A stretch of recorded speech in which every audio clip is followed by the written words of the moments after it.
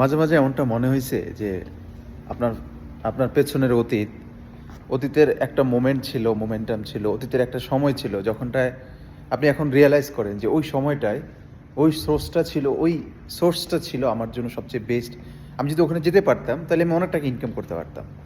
আমার লাইফটা এখন যেমন তার থেকে বেটার হতো। এটা আমার কাছে মনে হয় মানুষের এই রিয়েলাইজেশনটুকু হয় যে না, আমার আসলে ওই জায়গাটায় পেছনের জায়গায় যেতে পারতাম তাহলে আমি আমার এখনকার থেকে বেটার থাকতাম।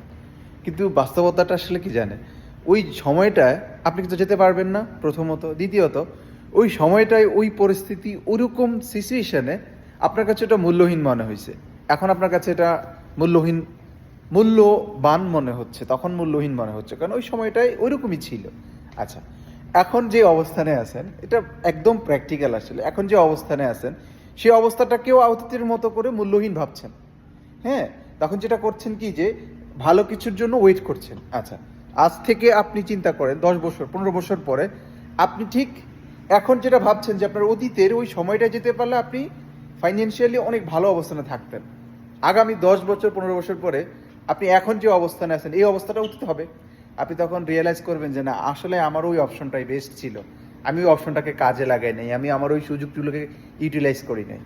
তো যখন যেটা হবে কি যে ওই ওই সময়টা আপনি এই সময়টাকে আসতে চাইবেন, কিন্তু ততদিনে আপনার সময় শেষ, আপনি অলমোস্ট অসুস্থ বা আপনার অনেক দায়িত্ব, বুড়ো হয়ে গেছেন, যেটাই হোক না কেন।